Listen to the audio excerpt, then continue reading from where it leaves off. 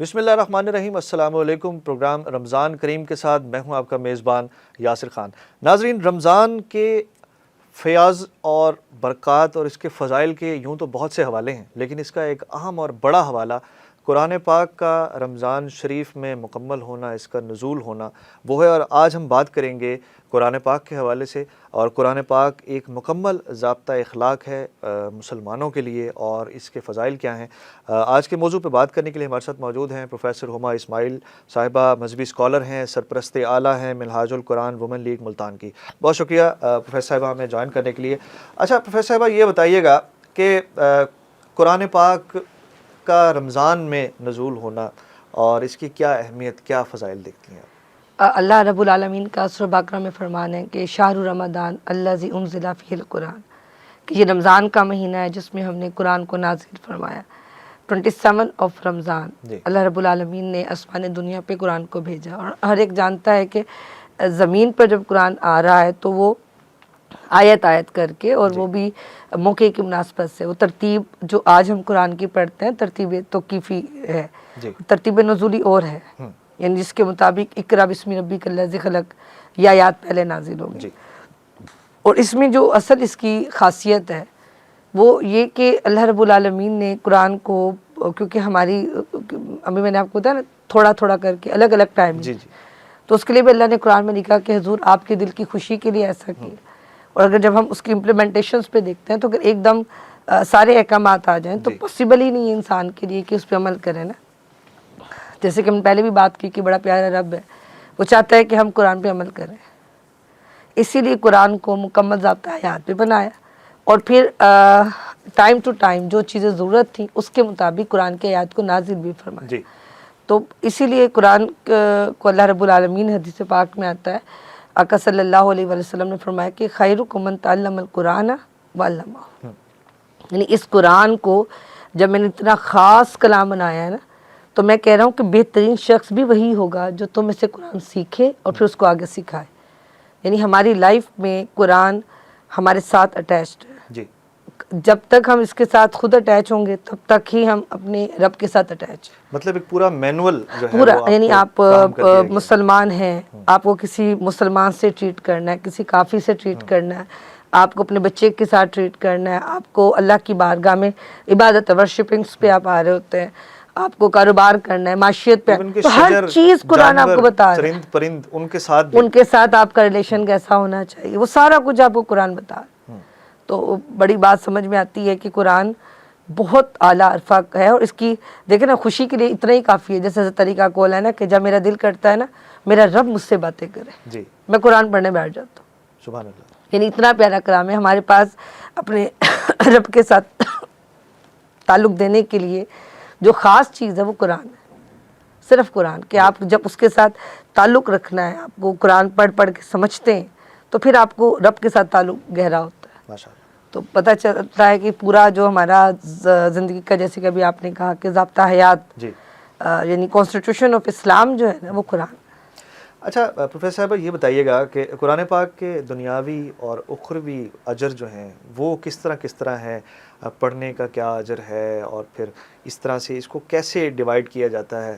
اگر عام لوگ اس بارے میں سوچتے ہیں، پڑھتے ہیں، تو وہ اس کو کس طرح سے لیں اس چیز کو؟ دیکھیے قرآن کے، اگر میں دنیاوی پہلے تو میں بتا دیتی ہوں، دنیا میں جب ہم قرآن کو پڑھ رہے ہوتے ہیں نا تو آقا صلی اللہ علیہ وسلم نے فرمایا کہ قرآن کا ایک حرف پڑھنا اسی وقت تمہیں رب 10 نیکیاں دے دیتا۔ پھر فرمایا کہ میں الف لام میم کو ایک حرف نہیں کہتا، الف ایک، لام ایک اور میم ایک حرف ہے۔ فرمایا اس طرح کل ملا کر 30 نیکیاں ہو گئی۔ اچھا چلے، میں نے کہا الف لام میم، اس نے کہا 30 نیکیاں لے لو۔ وہیں بیٹھی تھی، سبق یاد کر رہی تھی، قرآن پڑھ رہی تھی قاری صاحب کے پاس، میں نے پھر کہا الف لام میم، اسے 60 ہو گئی۔ میں نے پھر کہا الف لام میم، کہتے بیکم 90، پھر کہا الف لام میم، کہتے 120۔ یعنی یہ نہیں کہ آپ نے ایک دفعہ پڑھا اور آپ کو اجر مل گیا۔ فرمایا ہر دفعہ پڑھنے پر، ہر حرف پڑھنے پر، لیٹر، حرف مطلب لیٹر جو ہوتا ہے، ورڈ یا ورڈس نہیں، لیٹر پہ، فرمایا اس وقت 10 نیکیاں دیں گے۔ اچھا یہ تو اجر ہو گیا پڑھنے کا، اب ایک ہے سمجھ کے پڑھنے کا۔ بخاری شریف کی حدیث ہے، بلکہ مسلم شریف میں بھی ہے اور متفق علیہ حدیث ہے، آقا صلی اللہ علیہ وسلم نے فرمایا کہ ابو سعید، حضرت ابو سعید خدری بیٹھے ہوئے تھے، تو حضور نے فرمایا اے ابو سعید کتنا بہتر ہو تم روز آ کر، وہ نا حضرت ابو سعید بڑا خوبصورت قرآن کی تلاوت کیا کرتے تھے، تو حضرت ابو سعید سے کہنے لگے اے ابو سعید کتنا بہتر ہو تم روز صبح اٹھ کر نا قرآن کی ایک آیت سمجھ کے پڑھ لیا، ریسیٹیشن تو آپ کرتے ہی ہو نا، سمجھ کے پڑھ لو تو یہ تمہارے لیے 100 رکعت نماز پڑھنے سے زیادہ بہتر ہو جائے۔ سبحان اللہ۔ اب قرآن کو جب میں نے سمجھ کے پڑھا تو بھی دنیا میں ہی تھا، یہیں بیٹھی ہوئی تھی، فرمایا 100 رکعت نماز پڑھنے سے زیادہ بہتر عمل آپ کو ملیں گے۔ سبحان اللہ۔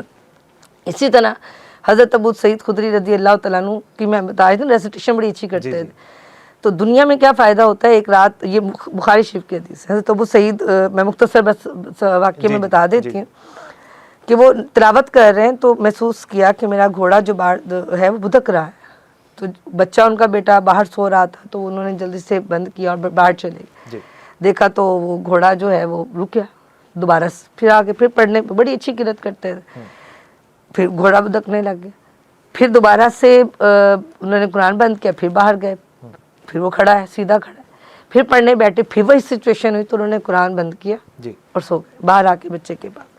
صبح ہوئی تو حضور صلی اللہ علیہ وسلم سے فرما رہے ہیں کہ حضور آج رات میرے ساتھ ایسا ہوا، آئی ڈونٹ نو کیا ہو رہا تھا، اور تو حضور صلی اللہ علیہ وسلم فرمائے کہ جب آپ قرآن کی تلاوت کر رہے تھے نا تو آپ کا عرش سے لے کر آپ کے گھر تک پورا نور کا حالہ بنا ہوا تھا، سبحان اللہ۔ اور جو گھوڑا ہے آپ کا وہ اس کو دیکھ کر بھدک رہا تھا، یعنی دنیا میں بھی آپ پر رحمتیں اترتی ہیں اور انبیاء جیسی ہستیاں ان اترتی ہوئی رحمتوں کو دیکھتے ہیں۔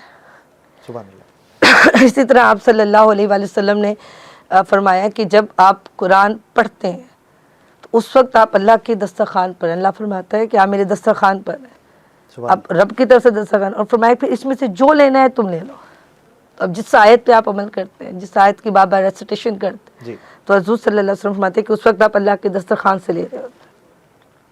اچھا پروفیسر صاحب یہ بتائیے گا جیسے دنیاوی اور اخروی آپ نے ان کے اجر بتائے، فوائد بتائے، اخروی تو بھی میں نے نہیں بتایا، میں تو دنیا میں بیٹھے بیٹھے جو آپ کا اجر مل گیا ہے، مطلب اس میں بھی آپ کو ثواب اور وہ تو آپ کا بڑھ رہا ہے نا جیسے جیسے آپ پڑھ رہے ہیں۔ اخروی جو اجر ہیں اس کے ساتھ یہ بھی بتائیے گا کہ پڑھنا فضیلت آپ نے بتا دی، اس کی ہر حرف کی ایک اپنی فضیلت ہے، اس کے علاوہ پڑھ کر اس پر عمل کرنا، سمجھ کر عمل کرنا، یہ کتنا ضروری ہے؟ کیونکہ کہتے ہیں کہ اگر کوئی آدمی ایک چھوٹا سا مینول بک بھی کسی کی بناتا ہے تو جو اس کا مصنف ہوتا ہے اس کی یہ کوشش ہوتی ہے کہ میں نے کسی کو دیا ہے تو وہ اس کو پڑھے اور اس پر میری جو آئیڈیالوجی ہے اس پہ عمل بھی کرے۔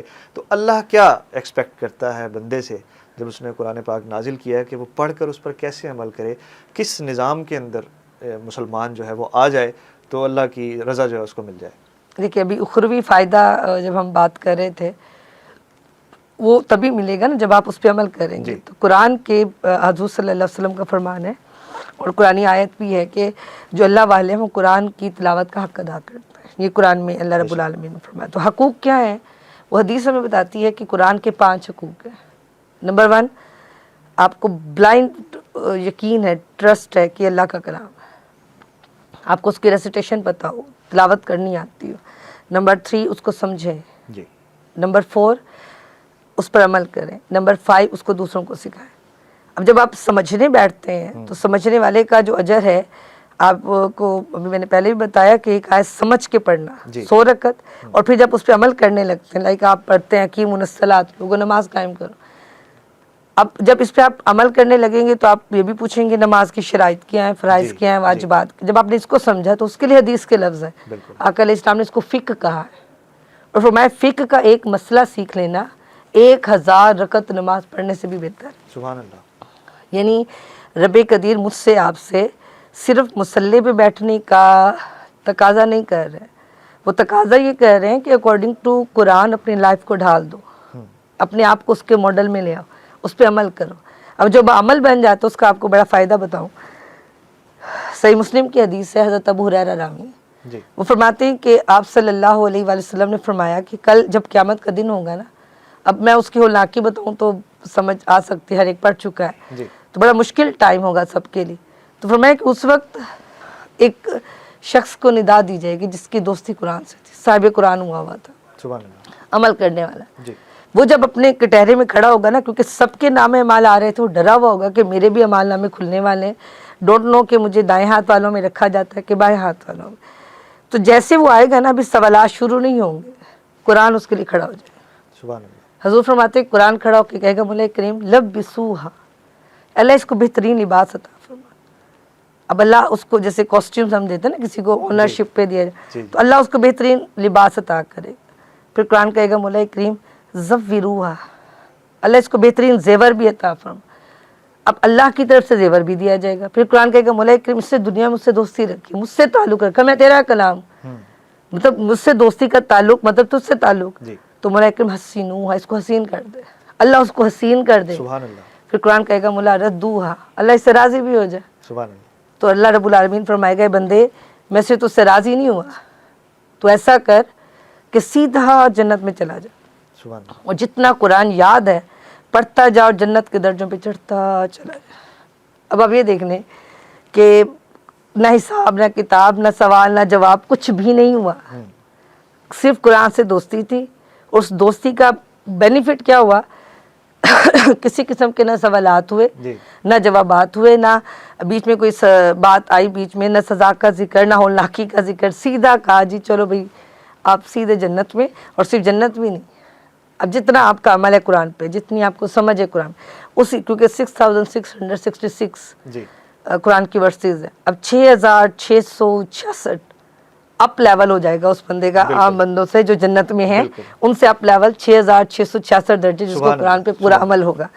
اسی طرح آپ صلی اللہ علیہ وسلم کا فرمان ہے کہ وہ لوگ جو قرآن سمجھ کے پڑھتے ہیں کل وہ کرامن کاتبین یعنی بہترین لکھنے والے انبیاء کرام ان کی صفوں میں کھڑے کیے جائیں، سبحان اللہ۔ اور جس کو پڑھنے میں تنگی ہوگی اور پھر بھی وہ پڑھتا رہے گا فرمایا اس کو اس سے ڈبل اجر عطا کیا جائے۔ بہت شکریہ پروفیسر ہما اسماعیل صاحب ہمارے ساتھ ہی، اور قرآن کریم اور قرآن پاک کے نزول اور اس کی فضیلت اور دنیاوی اور اخروی جو اجر اور فوائد اور فضیلتیں ہیں اس کے حوالے سے ہم نے بات کی۔